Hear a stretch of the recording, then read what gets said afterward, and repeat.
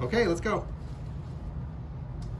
Thank you for your time today. We're so excited to share our project with you. What's that noise? I think it's a hurricane. I think it's fire. I think it's a flood. No, you fools. It's an earthquake. Welcome to FLL News. I'm Sienna O'Keefe on location where a horrible hurricane and earthquake have just hit. I'm speaking with Sally Suss, an aid worker stationed here in the disaster zone. Welcome, Sally. Could you tell us more about the problem you're trying to solve? Yes, usually the victims of the disaster come to our supply distribution site and carry all of their supplies to their homes. There are a lot of elderly people and people with disabilities who can't come to pick them up. Also, it is usually women and children who come to pick them up. And how, wait. Interesting. What are you doing to make it easier? I'm working with the team Artificial Intelligence to create a better and faster way to help get supplies to disaster victims.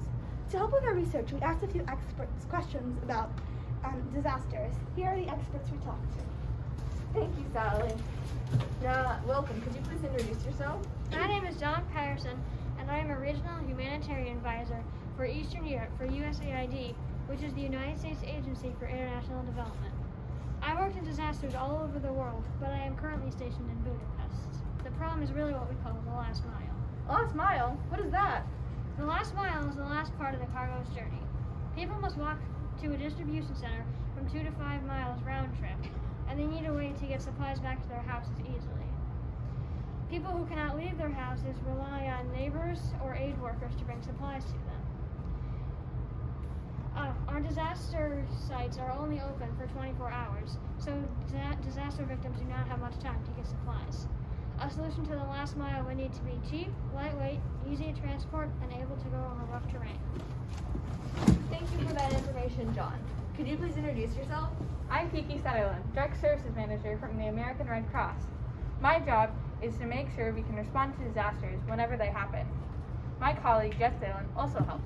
He's a logistics coordinator, and his job is to figure out how to get supplies to the people who need them. We usually use ERVs, or emergency response vehicles, which are diesel-fueled cargo vans. We drive them to the disaster areas, and people come to us to get supplies. And how well do the ERVs usually work? ERVs usually work fine. However, they are only two-wheel drive and can't drive over debris or standing water. They can't go directly to people's homes, and the average weight of supplies is 25 to 30 pounds, very often exceeded. Now, I understand that you have been consulting the AI team as well? Yes, I'm Michael Armstrong, a mechanical engineer, and I've been helping Team AI with their design process. They were originally thinking of air transportation vehicles like blimps, floating orbs, flying cars, or drones, but I explained that these options could not carry enough weight to transport supplies. They decided that a all-terrain cart based off the Mars Rover would be a better option. How similar is it to the Mars Rover? The Mars Rover uses a rocker and bogie suspension mechanism without springs. This allows the vehicle to overcome rough terrain while maintaining stability. This is what they used for the cart. After feedback from the Red Cross stressing the importance of being able to traverse water, the cart would need to be amphibious. And now we have Braden, a real AI team member. Our solution is called the Relief Rover. Our team just can bring it over so you can see it. Who's second?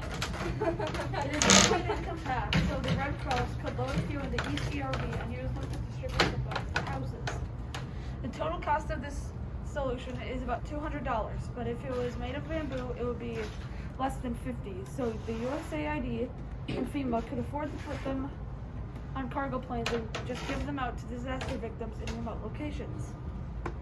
We are also thinking of creating another version that could handle heavier loads. It would also have motor assist using electric scooter or bicycle technology. We're going to further modify it in our next iteration.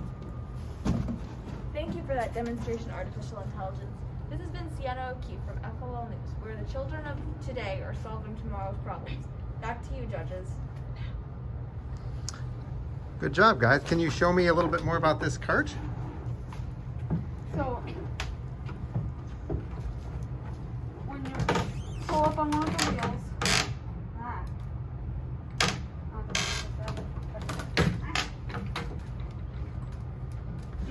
move in to prevent falling over, because if these were right there, it would fall over this way. So these take place of this wheel, and I look at this. That one takes the place of that. That one takes the place of that one. Down here is the differential bar, which creates an equal and opposite force on the other side of the cart. So when I pull up this wheel, it puts an opposite force on that wheel over there, so the cart doesn't fall over. All right, well, thanks, guys. Take a bow.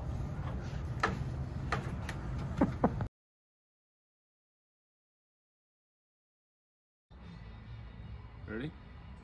Mm-hmm. This is how the differential bar moves.